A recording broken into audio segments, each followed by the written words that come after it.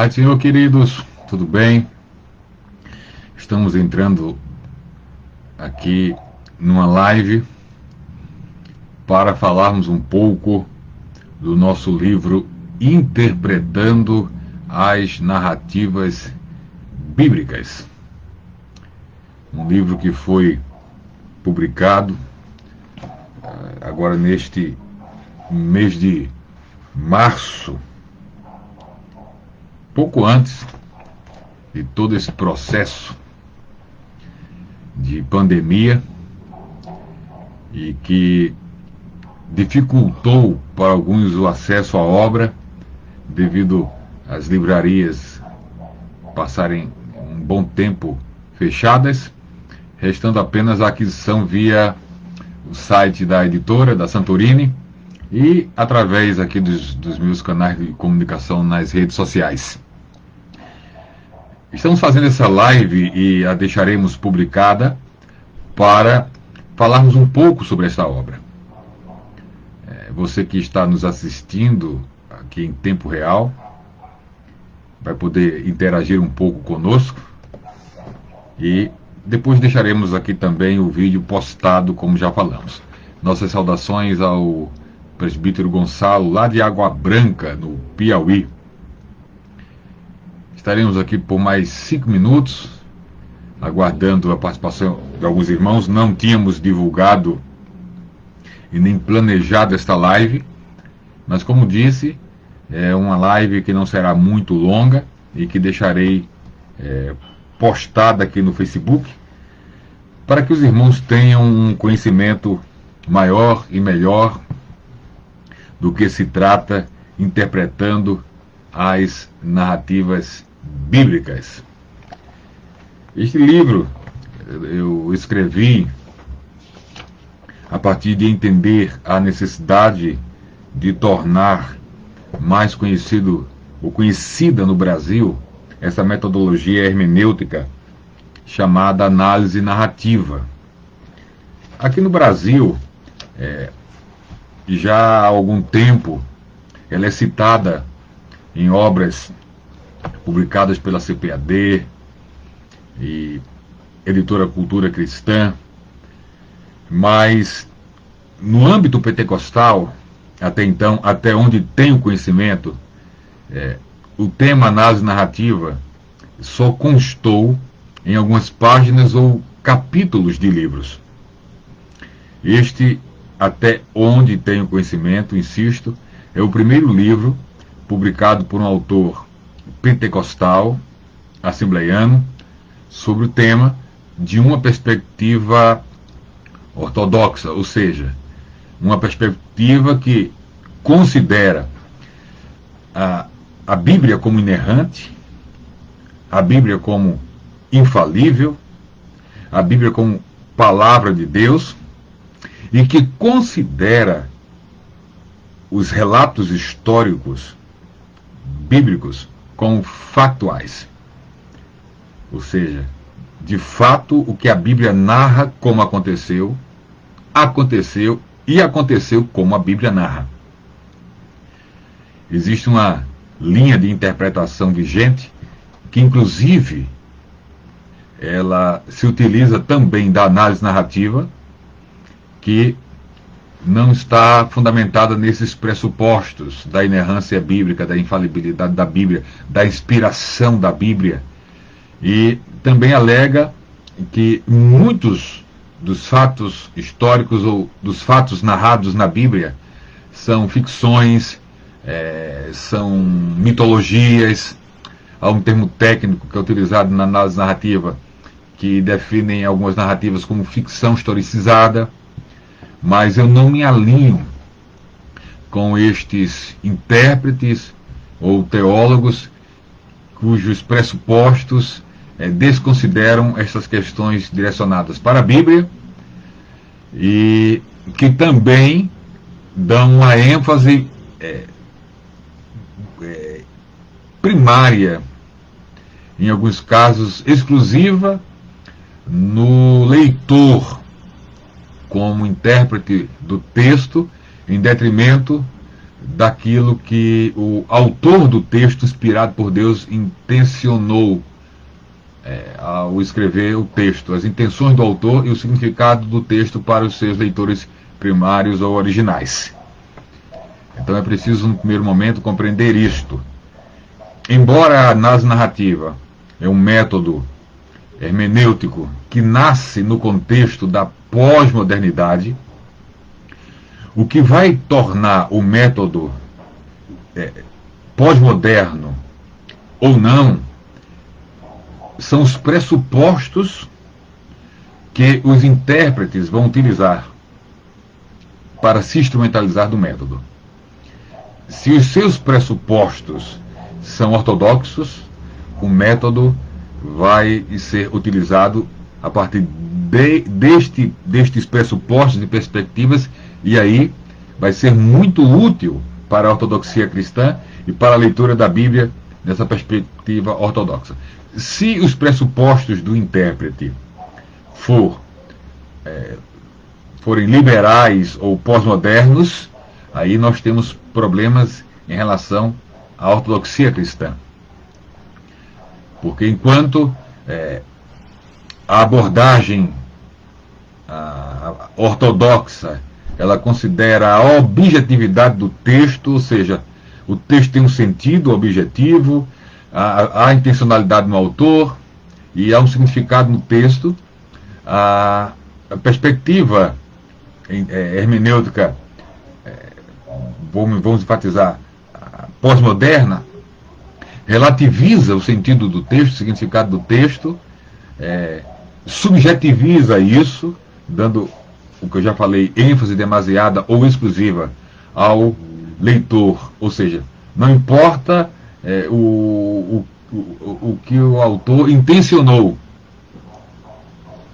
mas sim o significado que o texto tem para mim. Obviamente, nesse meio há, mesmo de um ponto de vista mais liberal, existe uma posição mais equilibrada sobre essa questão, mais moderada sobre esta questão. Então, eu estou colocando a coisa de uma forma bem ampla, para que vocês entendam do que estamos falando. O método histórico-gramatical, que é um método desde o período da Reforma, utilizado, apesar de que, inicialmente, mesmo no período da Reforma, ele não teve esse nome de método histórico-gramatical, nós vamos ver isso ao longo da apresentação do nosso livro, mas é sem dúvida um método importantíssimo, e é importante porque o método histórico-gramatical considera tanto o contexto histórico geral, onde os livros bíblicos foram escritos, em especial no nosso caso aqui, a atenção eu volto para as narrativas bíblicas, aquelas histórias contadas que nos trazem diálogos, intrigas, e a informação e a narração detalhada de diversas circunstâncias, diferente da simples história que apenas informa data, lugares e personagens. A narrativa tem uma dinâmica bem própria, com uma construção da história narrada de maneira escrita, onde envolve os personagens, o enredo e um cenário. Estes são praticamente os três elementos básicos de uma narrativa bíblica. Os personagens que constam na narrativa, que dialogam, que interagem, que se movimentam. O cenário, onde as coisas acontecem, e o enredo, que envolve o começo, o desenvolvimento e a conclusão daquela porção narrativa, porções menores, medianas e porções longas, e que nós vamos ver também ao longo desse tempo que nós nos dedicaremos aqui para falarmos sobre interpretando as narrativas bíblicas. Como disse, esta obra é uma obra singular por ser o primeiro livro que no Brasil é publicado no formato que nós trabalhamos. Existem outros livros publicados sobre o assunto por editoras reformadas, de confissão reformada, mas que não trabalham com a forma de organização que eu planejei para esta obra.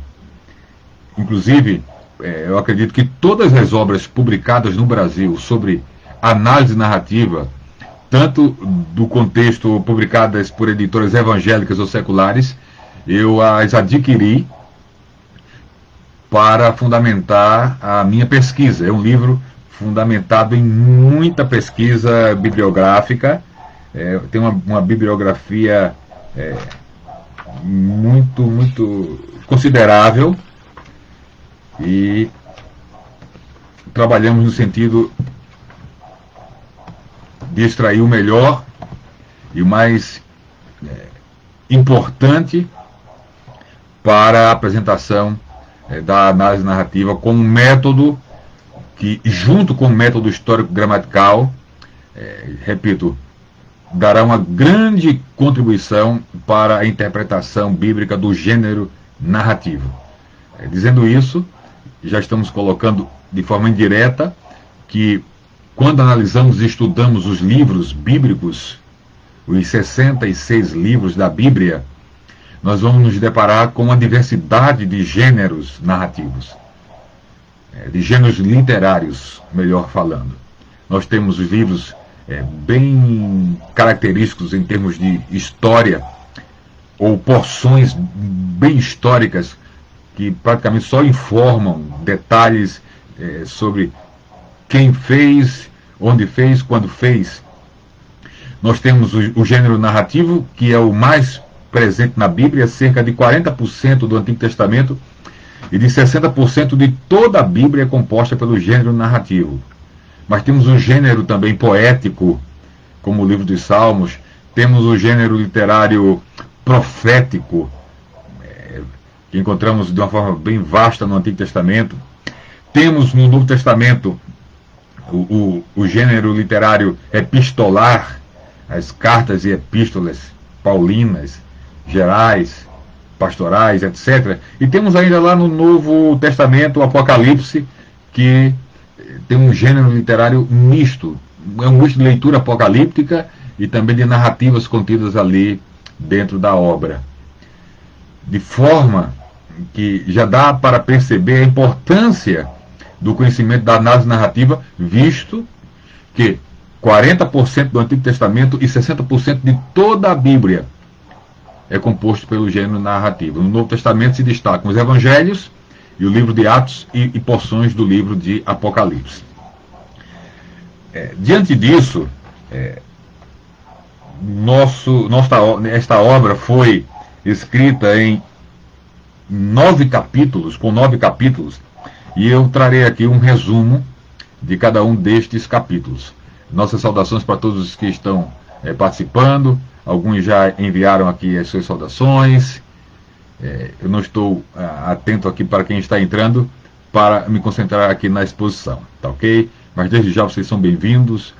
Se acharem interessante aqui a apresentação, vocês podem estar compartilhando em redes sociais, na vossa linha do tempo, no Facebook, esta nossa apresentação e divulgação desta obra e deste tema, que é a análise narrativa como método hermenêutico.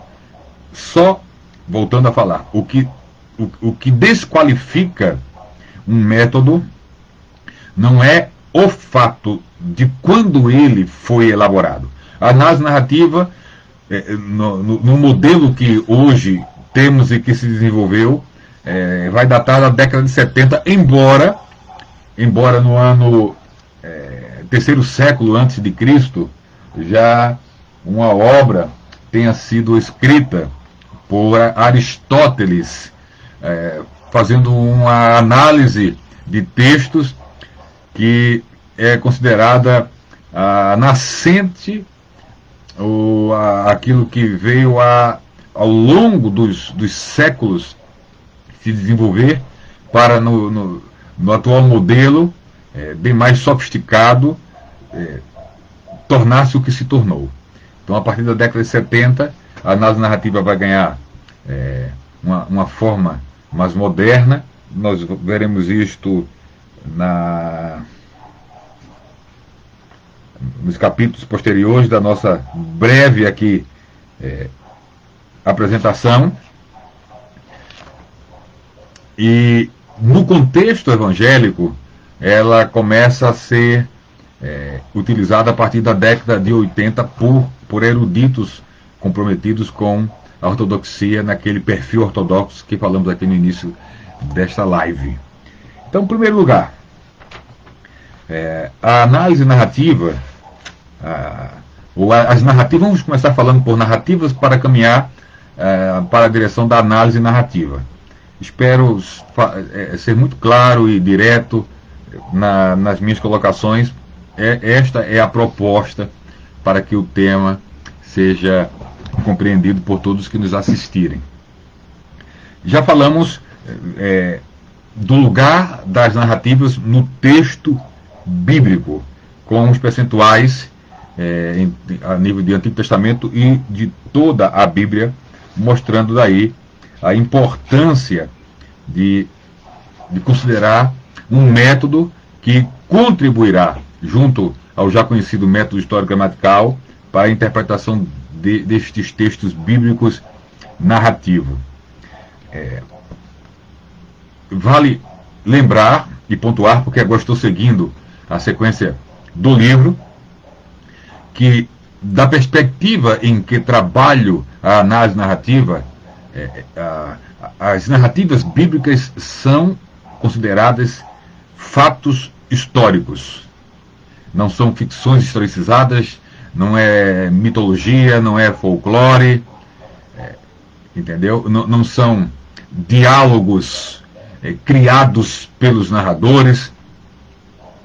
Por exemplo, há uma linha nesta área que afirma que as pregações de Pedro e Paulo em Atos dos Apóstolos e Estevão não foram, de fato, palavras que foram colocadas por eles, mas uma invenção de Lucas, discursos criados por Lucas. Diversos eventos em Atos dizem alguns narratólogos, que é ficção historicizada. No máximo, as histórias foram reais, mas é como se Lucas tivesse acrescentado e dado um pouco de dinâmica ou refeito as histórias para serem mais atrativas.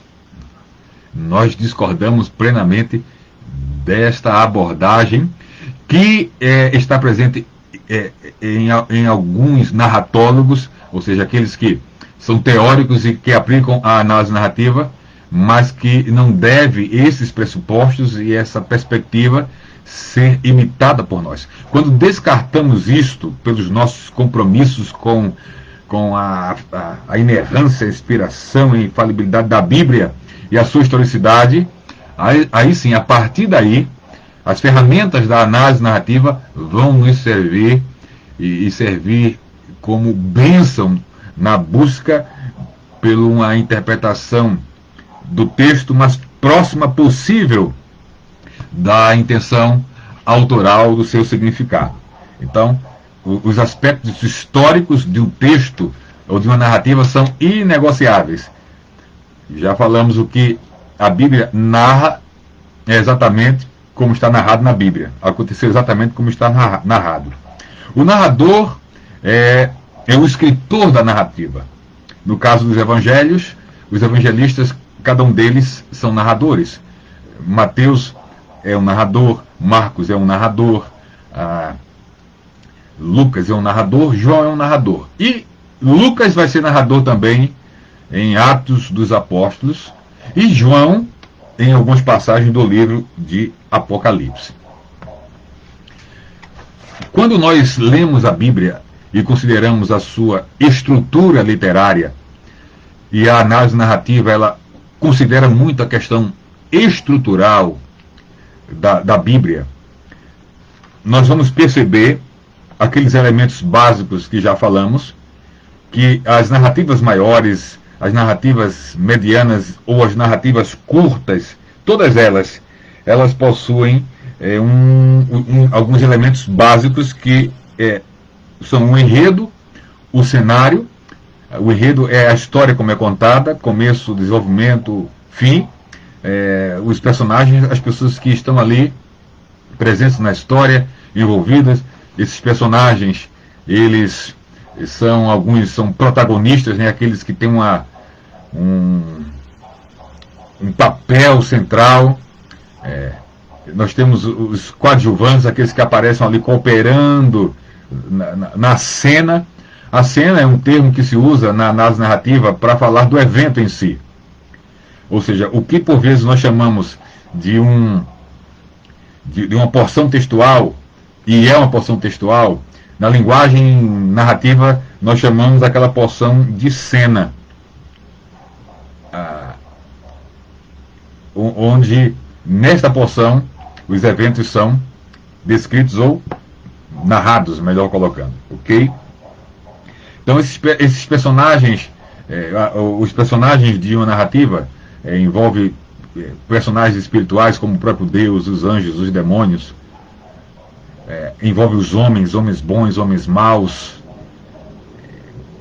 e seres espirituais, né, diversos como no Apocalipse, enfim. Há uma diversidade de personagens e de papéis e funções. Nós temos os figurantes, temos os protagonistas, temos os coadjuvantes, temos os figurantes, que aqueles que aparecem na cena, mas sem nenhuma função, a não ser serem citados como presentes ali, mas sem nenhuma outra função mais especial. Então, estes são os elementos básicos da narrativa. Um enredo, que já falamos que tem a ver com o desenvolvimento da história, que segue um determinado padrão. O enredo geralmente tem uma situação inicial. Geralmente a narrativa envolve uma situação de tensão ou uma situação crítica, para depois ter um momento na narrativa de desdobramento ou de um caminhar para a solução daquele nó ou para a solução daquela tensão até chegar ao final da narrativa com o processo sendo bem sucedido ou não. Então, sempre a narrativa terá em seu enredo uma estrutura que, dependendo do escritor, vai ser uma estrutura mais dividida ou menos dividida. Às vezes se divide em 3 partes essa estrutura narrativa, outros dividem em 5, mas o enredo está lá e pode ser claramente percebido. Existe nessa divisão da estrutura narrativa, ou do enredo, um processo ou uma forma de interpretar ou de analisar que se chama um esquema quinário, ou seja, é um esquema onde se divide a narrativa em 5 etapas. A primeira etapa é a situação inicial, a segunda etapa é um nó ou a complicação que acontece durante o episódio, depois vem uma ação transformadora, essa ação transformadora é seguida de um desenrolar ou um desenlace, e por fim a situação final. Nós citamos vários exemplos aqui onde esse esquema, ou sistema quinário, aparece numa narrativa. Por exemplo, quando Jesus chega na casa da sogra de Pedro, temos ali uma situação inicial, depois a narrativa vai nos falar que da complicação é a enfermidade da sogra de Pedro. Depois temos a ação transformadora, que é a intervenção de Jesus curando a enfermidade. O desenlace proporcionado pela ação transformadora é a cura da sogra de Pedro. E a situação final, a história termina com ela saudável, servindo ali e atendendo Jesus e alguns de seus discípulos.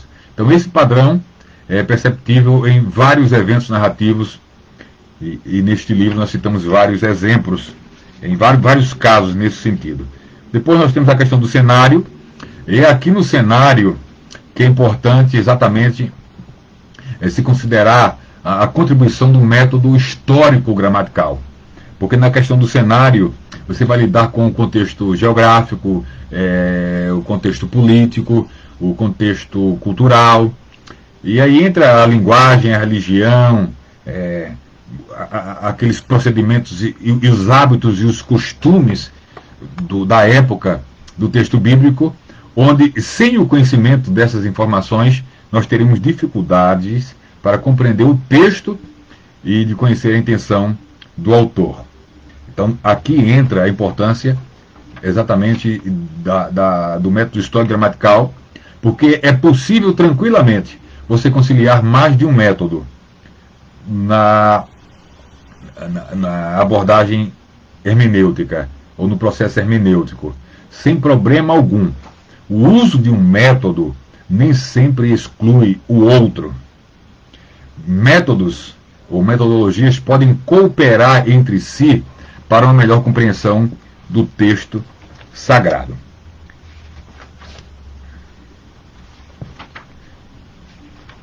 Então, neste livro, nós damos muitos exemplos da importância do conhecimento histórico-cultural para a compreensão do texto sagrado, em especial das narrativas. E aí trabalhamos a questão de cultura, de expressões da época, os chamados semitismos, expressões e frases que só podem ser compreendidas à luz do conhecimento do seu contexto, do significado que tinha na época. Também nós falamos aqui da importância do conhecimento do contexto gramatical, por isso a contribuição do método e das ferramentas do método histórico-gramatical, junto com a análise narrativa, com as ferramentas da análise narrativa, para nos aprofundarmos numa melhor compreensão dos textos narrativos. Então, toda a questão da análise gramatical, análise lexical, tudo isso nós consideramos e colocamos aqui no livro e orientamos para, da melhor forma possível, nos apropriarmos aqui destas orientações. As narrativas, elas possuem o que chamamos recursos literários e retóricos. Os autores das narrativas, eles escreveram observando e seguindo alguns princípios e padrões escriturísticos, estéticos, estilísticos da época.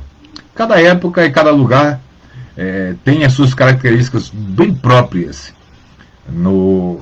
na produção literária. E não poderia ser diferente dos autores bíblicos, que viveram em contextos reais e foram influenciados pela cultura, viveram debaixo de uma cultura e foram influenciados pela cultura, inclusive no que diz respeito ao processo de produção literária.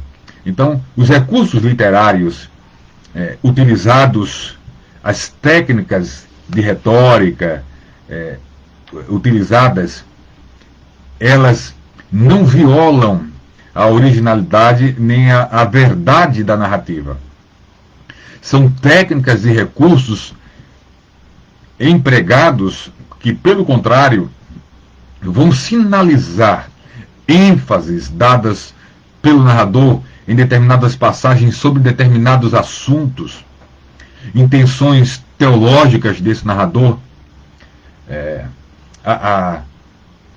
a ênfase que ele deseja dar ali dentro do evento a uma determinada doutrina ou teologia, a alguma verdade sobre Deus, ou sobre a criação ali naquele texto, e através de alguns recursos literários que a análise narrativa nos ajuda a perceber, isso contribui de forma significativa na leitura, interpretação e exposição dos textos bíblicos narrativos. Por exemplo, um dos recursos retóricos ou literários muito utilizado nas narrativas é a repetição. A repetição daquilo que chamamos palavras-chave. A regra, no geral, é a seguinte: dentro de determinada porção narrativa, quando o narrador queria dar ênfase ou enfatizar um determinado assunto, ele repetia uma palavra-chave diversas vezes naquele texto, ou uma ideia-chave. Ele poderia repetir palavras ou repetir ideias com palavras diferentes. Então, a repetição ou o registro de um determinado padrão de comportamento ou de ação pode sinalizar um padrão não apenas narrativo naquele texto, mas normativo. Ou seja, o narrador está informando através das repetições ou daquele padrão registrado do evento, que ali há uma norma, há uma característica própria do evento. Então, os textos narrativos, neles, diferente do que alguns teólogos afirmam, podem sim, em algum momento, ser considerados ou serem considerados normativos. Para isso, a análise narrativa, em parceria com o método histórico gramatical, contribuirão para esta percepção, para este entendimento, sempre com a cooperação e a iluminação do Espírito. Ok? Então nós avançamos. Também uma série de exemplos aqui no livro, de textos onde o escritor usou de repetições de forma intencional para chamar a atenção para a ênfase temática que ele estava dando a determinados eventos. Há outras técnicas e todas elas você pode encontrar aqui no nosso livro. Passei agora mesmo por uma página aqui que fala do ponto de vista, o foco. Se você ler uma narrativa a partir da ideia de alguém com uma câmera de filmagem, isso é bem interessante, porque em alguns momentos da narrativa, o narrador ele vai dar como fosse um zoom, vai abrir e dar um close dentro da cena em determinado personagem.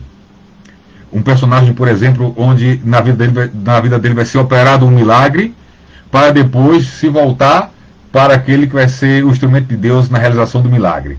Ou você pode perceber a cena narrativa como se fosse alguém com uma lente, com um zoom mais aberto, trazendo uma perspectiva mais ampla daquela cena, com todos os detalhes da cena descritos e narrados ali no texto. Isso é bem interessante, e quando você se habitua a ler a Bíblia desta perspectiva, você consegue caminhar junto com o narrador, percebendo percebendo não apenas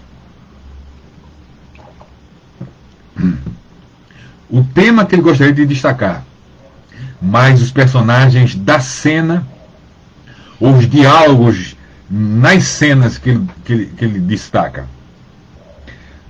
As narrativas, elas precisam também, as narrativas bíblicas, elas precisam também ser compreendidas no sentido de sua abordagem como exemplo de conduta ou padrão moral.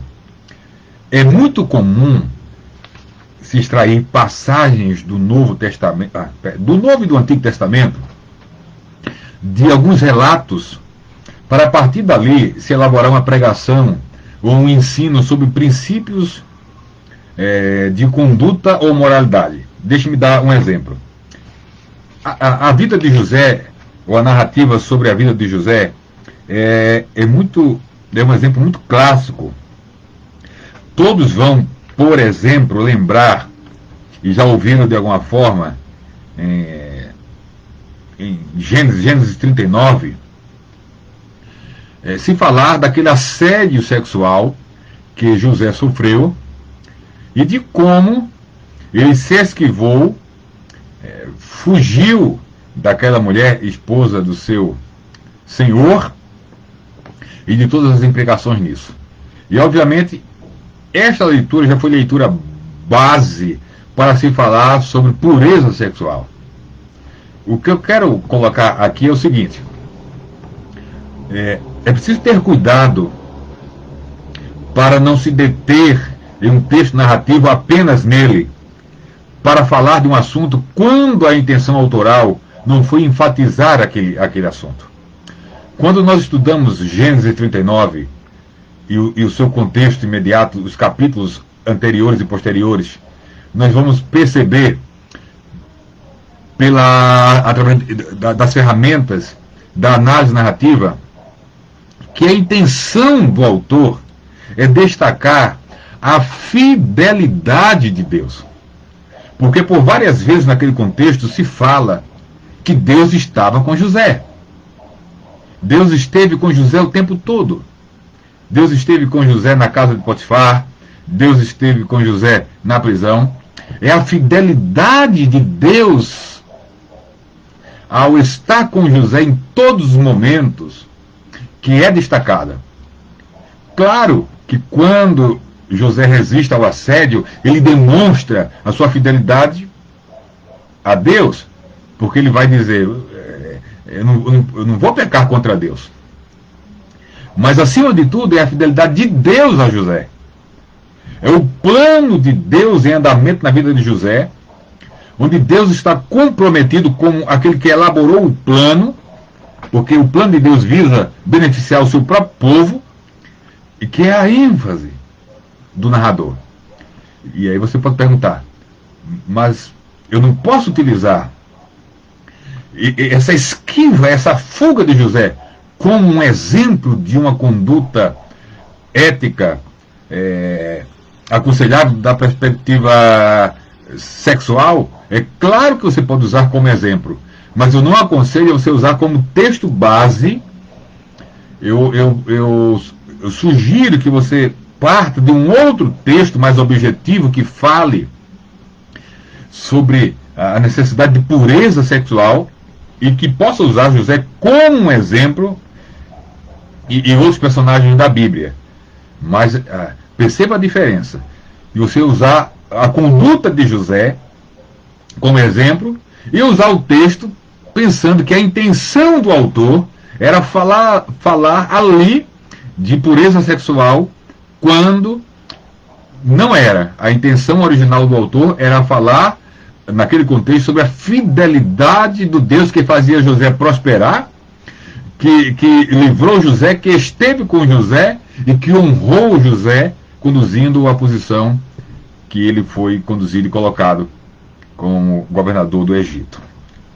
Então é muito importante compreender estas questões no uso dos textos narrativos como exemplos ou textos básicos para falar de questões de ética moral em qualquer área da moralidade, ok?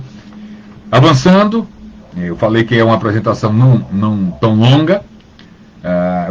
No quinto capítulo, nós falamos sobre as narrativas bíblicas e a crítica textual. Há muitos pregadores, professores e irmãos em geral que desconhecem os fundamentos básicos da crítica textual. E sabe quando a importância da crítica textual vai se tornar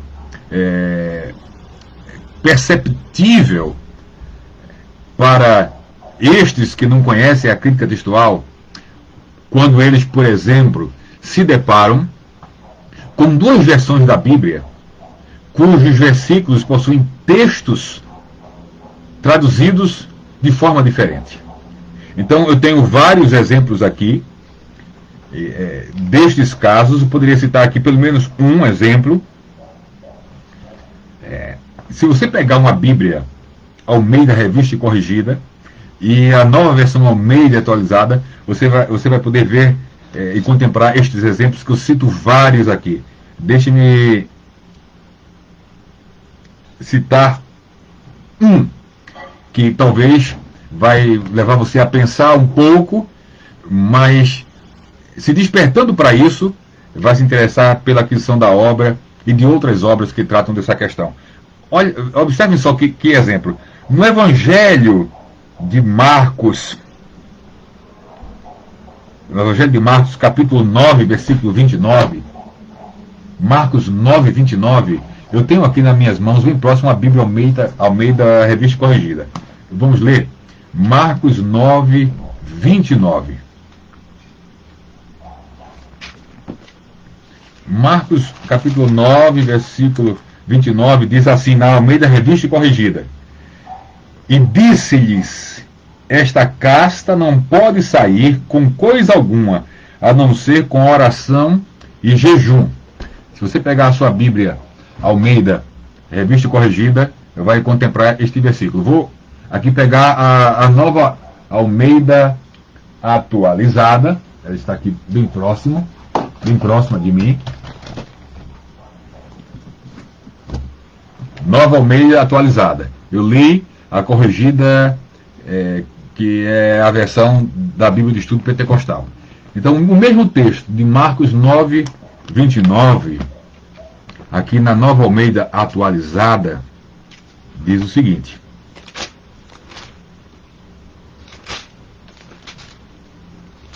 9:29 de Marcos. Jesus respondeu: esse tipo de espírito só pode ser expulso por meio da oração. Ora, a corrigida fala, e disse-lhe, esta casta, até então não temos problema, não pode sair com coisa alguma, a não ser com oração e jejum. Comparando esses dois versículos, você já percebeu de cara a diferença. Na corrigida, depois Jesus fala de oração e jejum. Na nova atualizada foi traduzido a fala de Jesus, trazendo apenas a necessidade da oração. E aí, isso tem implicações no ensino sobre o assunto? Tem. E o que fazer? Vai se recorrer ao que a Bíblia fala sobre oração e jejum no contexto da expulsão de demônios, para você chegar às suas conclusões. Mas a questão aqui é a seguinte: por que a Almeida Revista Corrigida, o texto está diferente da Almeida Revista ou da Nova Almeida Atualizada? As duas versões são versões consideradas oficiais no conceito das leituras litúrgicas nas Assembleias de Deus no Brasil, ligadas à Convenção Geral, a CGADB. Mas vários outros textos vão ter diferença. Por qual razão? Porque, por exemplo, o texto grego do Novo Testamento, de onde partem essas duas versões da língua portuguesa, são distintos. E a crítica textual nos ensina sobre o texto recebido, de onde a tradução do Novo Testamento da Almeida Revista Corrigida se baseia, e do texto crítico, que é um outro texto grego acadêmico, de onde a tradução, onde a Nova Almeida Atualizada, de onde ela parte para a sua tradução. Então são detalhes que, repito, às vezes a importância da crítica textual, que é uma ciência que contribui muito para que nos aproximemos daquele texto bíblico mais próximo possível dos autógrafos, ou seja, daqueles textos que foram escritos pelas próprias mãos dos escritores sagrados. Então, a análise narrativa, na abordagem que eu fiz, considera a importância da crítica textual no processo da interpretação das narrativas bíblicas. Um outro fator, no capítulo 6, é sobre as narrativas bíblicas e a teologia.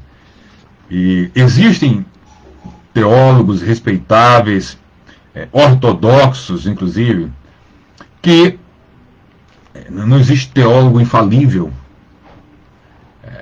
Então, existem alguns teólogos eruditos, ortodoxos, respeitáveis, que afirmam, entre eles, por exemplo, o John Stott, bem conhecido, chegou a afirmar que os textos bíblicos narrativos não são textos para deles, e unicamente deles, ser extraída teologia ou algum fundamento ou base normativa para a teologia e doutrina.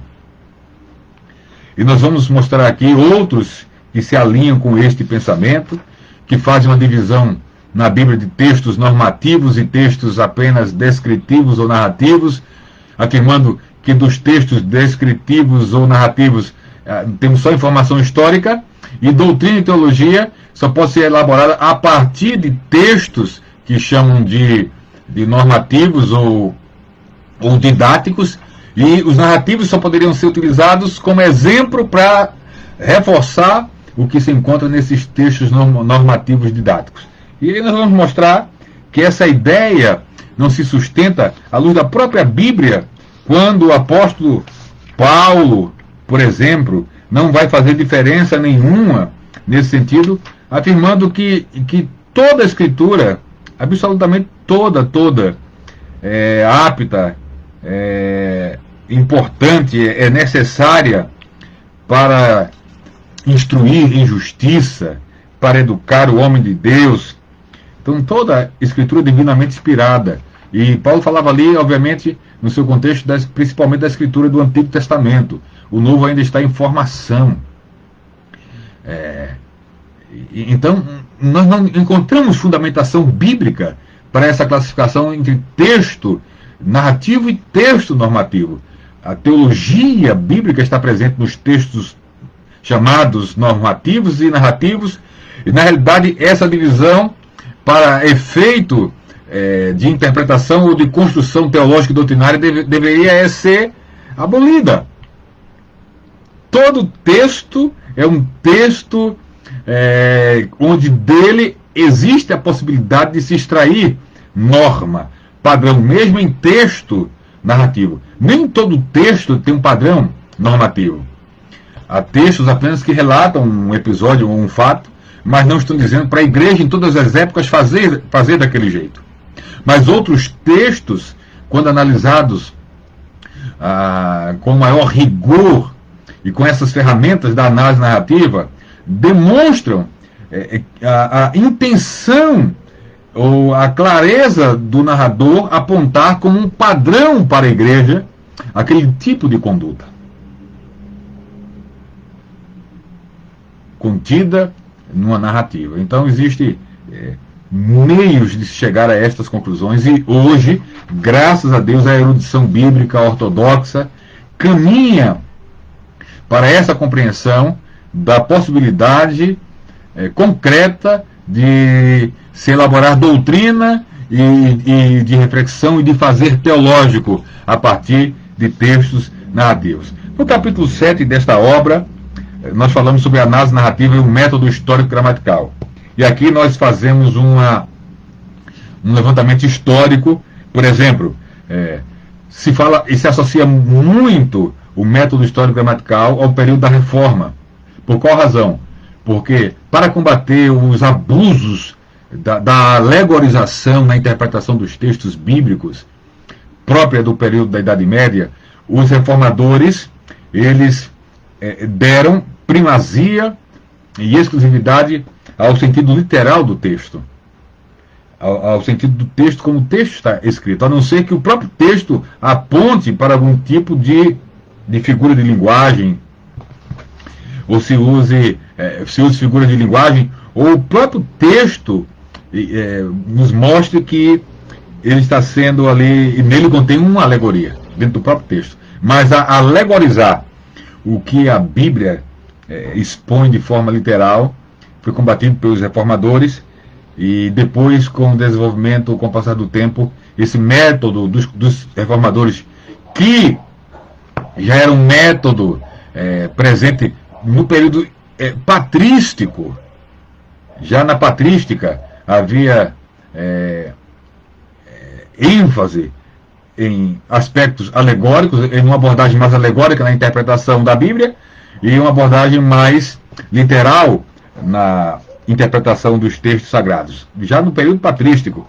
Então, na Reforma Protestante, essa perspectiva de compreensão mais literal do sentido das Escrituras volta. Agora, nas pesquisas que eu fiz e que consta aqui na obra, esse método que reacendeu ou tornou-se padrão no contexto protestante a partir da Reforma, obviamente, com ênfase na literalidade do texto, na importância da análise do contexto histórico e contexto literário, ênfase nas palavras, nas frases, na construção geral do texto. Até onde eu consegui pesquisar, a primeira vez que se designa esse método chamado, ou designado método dos reformadores, que já falamos que antes deles já tinha sido praticado, bem antes, o método histórico-gramatical ganhou esse nome pelas pesquisas que fiz em 1788, quando Keil elaborou um tratado sobre interpretação, com abordagem histórica e gramática. E aí, acaba que o próprio movimento pentecostal, em seus estágios de desenvolvimento, passam a adotar também o método histórico-gramatical e o fazem assim até hoje. Falando isso, nesse mesmo capítulo a gente vai falar um pouco também da história da análise narrativa. Neste capítulo 7º, a gente faz uma abordagem histórica sobre o método histórico-gramatical, uma abordagem histórica sobre a análise narrativa como método de interpretação, com as suas raízes, como já falamos, lançadas lá na Grécia Antiga, através da obra A Poética de Aristóteles, escrita por volta de 335 a.C. Essa obra você consegue adquiri-la. Foi uma obra de pesquisa também que eu utilizei e está na bibliografia, nas referências bibliográficas deste livro. Na década de 70, em 1928, já há tratados sobre a questão da análise de textos literários, com obras publicadas com a morfologia do Conto Maravilhoso, do russo Vladimir Prop. Essa obra eu tenho aqui também, faz parte da bibliografia do livro, das referências, e pode ser adquirida em língua portuguesa. Só que é muito técnica essa obra aqui do Prop. E depois, na década de 70, vai se desenvolvendo o método, a análise narrativa, até chegar ao formato que nós temos hoje, algumas diversidades de teórico para teórico, e a sua introdução no contexto cristão evangélico vai se dar na década de 80. É a partir daí que no Brasil começa a se falar, a se escrever as primeiras frases, páginas e capítulos sobre o tema, para depois editoras, como já falamos, de linha reformada, publicarem livros e compreendendo a importância do tema para o contexto pentecostal e evangélico nacional, também escrever sobre o assunto, considerando todas aquelas questões que já pontuamos desde o início, com uma abordagem totalmente ortodoxa. A análise narrativa não é um método a ser temido. Junto com o método histórico-gramatical, a análise narrativa coopera para uma melhor possibilidade de interpretação dos textos narrativos. Nenhum método é perfeito ou absoluto. O método histórico-gramatical, nos textos narrativos ele vai esbarrar com algumas dificuldades. Dificuldades estas que a análise narrativa ajuda no processo de interpretação.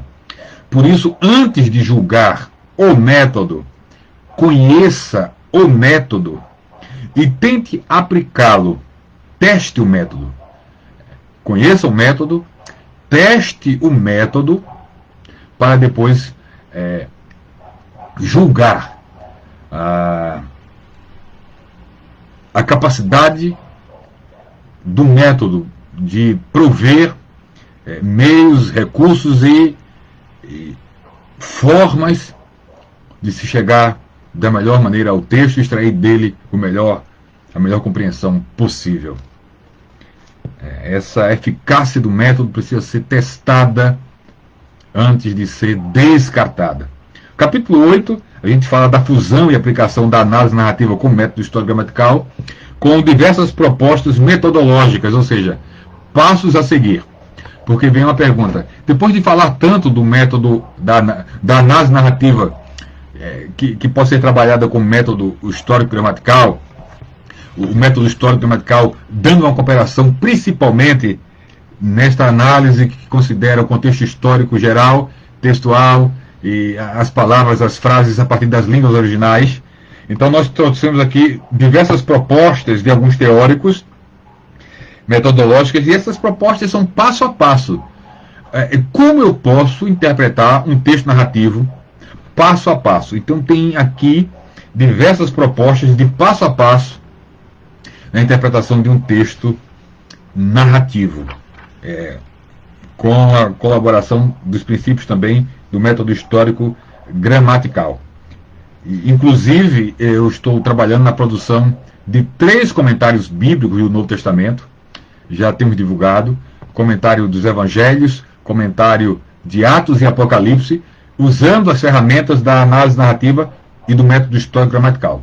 Então, aquilo que nós apresentamos aqui de forma teórica, com propostas de metodologia, com um passo a passo a ser seguido, nós estamos colocando em prática, e em breve, no mercado evangélico brasileiro, vocês terão acesso a esses, talvez, primeiros comentários bíblicos feitos por um brasileiro, aplicando a análise narrativa como método hermenêutico. Já existem no Brasil obras de comentários bíblicos produzidos por autores internacionais, aplicando a análise narrativa.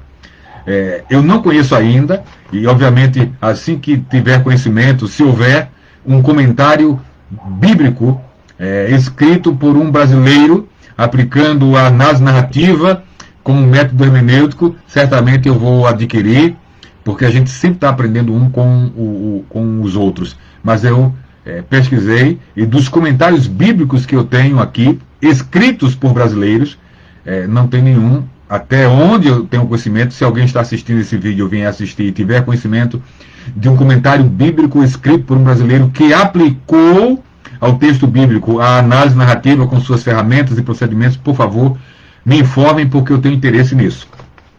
Se não tiver, nós teremos assim um papel, em termos de originalidade, de estar publicando uma obra dessa envergadura com estas propostas.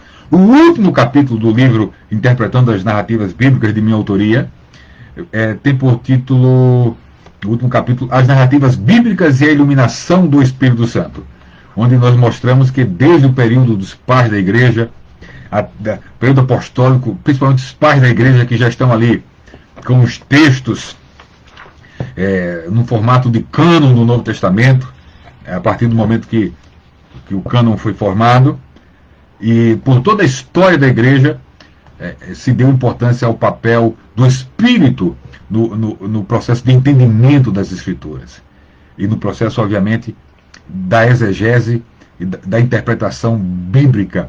O Espírito Santo é parceiro, é cooperador indispensável, porque aquele que ilumina o intérprete é o mesmo que inspirou o texto sagrado.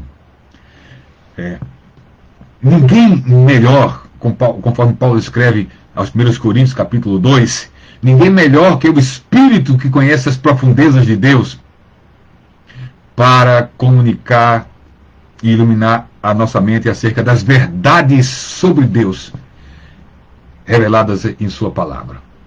Então, a presença do Espírito é indispensável em todo o processo exegético.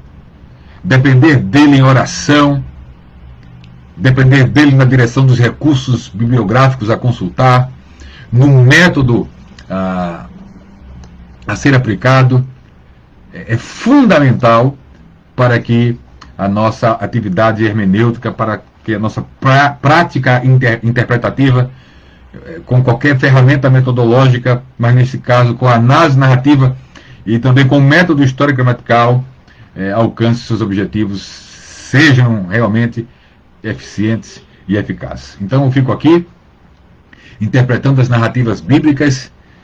Esta obra, ela custa R$ 39,90, preço normal, mas ela está sendo oferecida por uma promoção de R$ 25, já com frete incluso para todo o Brasil. E esta promoção nós a manteremos enquanto eu tiver a obra em estoque. Quando encerrar o estoque, vocês só poderão adquirir direto com a editora Santorini através da sua página na internet. Ok? Espero em Deus que, junto com a apresentação da obra, vocês possam ter compreendido um pouco sobre a análise narrativa, sobre a questão de métodos hermenêuticos, e meu desejo também é que aqueles que já têm algum conhecimento sobre estas questões, que procurem crescer nisso. Os que não têm nenhum conhecimento, é importante ser introduzido no assunto, principalmente pregadores e ensinadores que têm uma responsabilidade tremenda em comunicar a palavra de Deus e falar da palavra como a palavra deve ser falada, e dizer acerca da palavra o que deve ser dito, e comunicar a mensagem de Deus como de fato Deus deseja que seja comunicada, com fidelidade e lealdade ao texto sagrado. Ok, meus queridos? Um grande abraço a todos vocês. Muito obrigado pela vossa participação. Amanhã, dentro desse momento que estamos aqui fazendo essa live, hoje é quarta-feira, dia 15 de julho, estamos próximos das 21 horas, se já não passamos, e amanhã, quinta-feira, nós temos uma live à noite para falarmos de pentecostalismo e política com o pastor Messias Santos. Então, fica aqui também registrado. Até amanhã, para aqueles que assistirão a tempo a esta live para saber sobre isso. E, mais uma vez, foi muito bom ter vocês por aqui. Um grande abraço. Se você achou importante as informações aqui passadas e desejar contribuir com a divulgação da obra, compartilhe a nossa live. Então, ok? Um grande abraço. Deus em Cristo continue vos abençoando.